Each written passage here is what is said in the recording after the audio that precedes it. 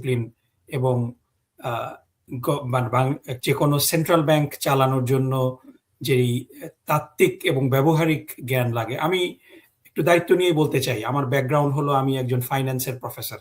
আমি financial market institution 10 বছর ধরে পড়াই, কিন্তু আমি বাংলাদেশ ব্যাংকের গভর্নর হওয়ার জন্য কোয়ালিফাই করি না, কারণ এটা হলো স্পেসিফিক্যালি ম্যাক্রো ইকোনমিক্সের একটা স্পেশালাইজড জায়গা, যেখানে আপনার ম্যাক্রো ইকোনমিক্সের উপরে খুব সলিড ধারণা থাকতে হবে, শুধু বৈষয়িক তত্ত্বগত জ্ঞান না, যেটা হুমায়রা আপা বললেন, সাথে সাথে এটার একটা প্র্যাকটিক্যাল নলেজ থাকতে হবে। এবং আপনি পৃথিবীর সমস্ত সেন্ট্রাল গভর্নমেন্টের যারা সেন্ট্রাল ব্যাংকের যারা গভর্নর আছে তাদের ব্যাকগ্রাউন্ড দেখেন, আপনি একজনও অ্যাকাউন্টেন্ট পাবেন না। অন্য কিছু তো দূরের কথা, ইটস এ ভেরি স্পেশালাইজ। আমি বললাম তো, আমি মানে আমার মানে I have a masters in financial economics, আমি পিএইচডি করেছি ফাইন্যান্সিয়াল মার্কেট পড়িয়েছি। আমি আমার স্টুডেন্টদেরকে বাংলাদেশ সেন্ট্রাল ব্যাংকের ফাংশন পড়াই, কিন্তু আমি কোয়ালিফাইড না, কারণ it's a very specific macro economic discipline.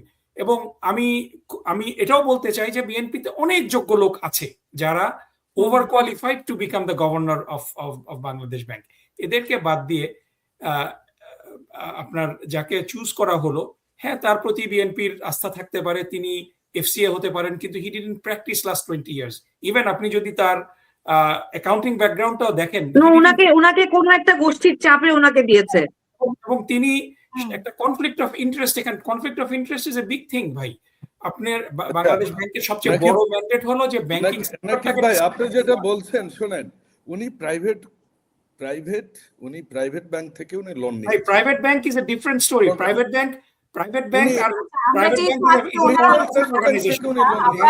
হলো একটা, মানে ভাই এখানে এটা আপনি ব্যবসায়ীর চেয়ে শোনেন, আমি এটা কোনোভাবেই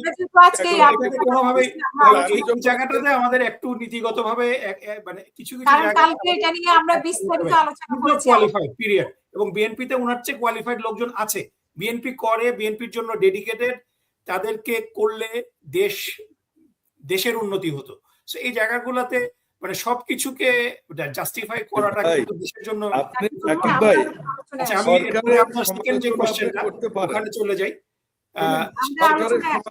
দেখেন, আপনি বিএনপির বুদ্ধিজীবীরাও কিন্তু এটা সমালোচনা আপনি তর্ক করেন, আমাদের পুরো 3 ঘন্টা একটা তর্ক করতে হবে বাংলাদেশে। আচ্ছা, আমি এবার একটু ইলেকশন নিয়ে যাই, যে there is no doubt about that, যে বাংলাদেশে এই প্রথম যে দল পরাজিত হয়েছে নির্বাচনে, সেই দল কিন্তু কনসিড করেছে। এটা কিন্তু বাংলাদেশের ইতিহাসে এর আগে ঘটেনি।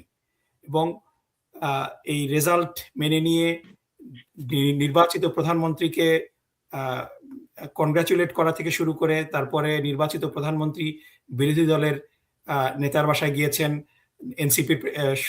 এনসিপির সভাপতির বাসায় গিয়েছেন এবং অন্যান্য সবার বাসায় গিয়েছেন।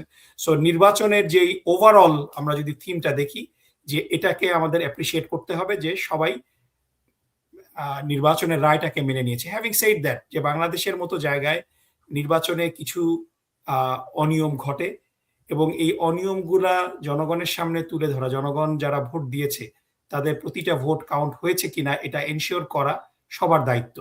এবং আপনারা দেখেছেন যে গতকালকেই কোর্ট কিন্তু 4টা নির্বাচনী আসনের ব্যাপারে একটা রায় দিয়েছে, যে এই 4টা নির্বাচনী আসনের মধ্যে 3টা হলো যেখানে জামাত প্রার্থী পরাজিত হয়েছে, একটাতে যেখানে বিএনপি প্রার্থী পরাজিত হয়েছে।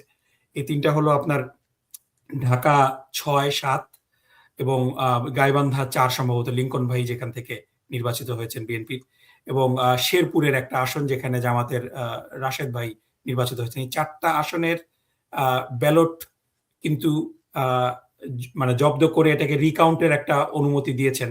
রিকাউন্ট এখনো অনুমতি না, বেসিক্যালি এটা জব্দও বলা যাবে না। কোর্ট রায় দিয়েছে যে এই ব্যালট গুলাকে সিকিউর করা। সো নির্বাচনে যদি কোনো অনিয়ম হয়, এটা নিয়ে অভিযোগ করার সুযোগ রয়েছে এবং এ ব্যাপারে আইনি পদক্ষেপ নেওয়ার সুযোগ রয়েছে।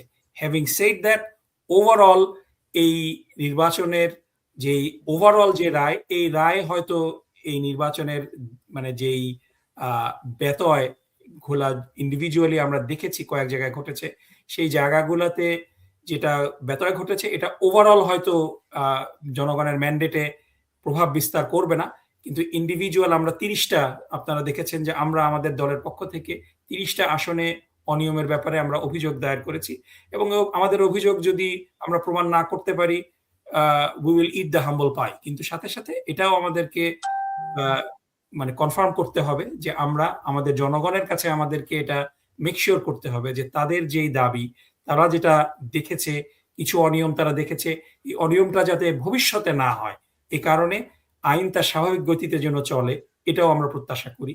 এবং এর মানে এই না যে ওভারঅল আমি যেটা বলছি যে আমরা তো কনসিড করেছি, কনসিড করার অর্থ হলো যে রায় মেনে নেওয়া, এবং রায় মেনে নিয়েই আমরা সামনে আগাচ্ছি। সো আপনার যে প্রশ্নটা যে এই অনিয়মের মানে অনুঘটক, এই অনিয়ম যদি আমাদের দ্বারা হয় এটাও নিন্দনীয়, এই অনিয়ম যদি বিএনপির দ্বারা হয় এটাও নিন্দনীয়, এবং এখানে আইনকে তার নিজস্ব গতিতে চলতে দিতে হবে।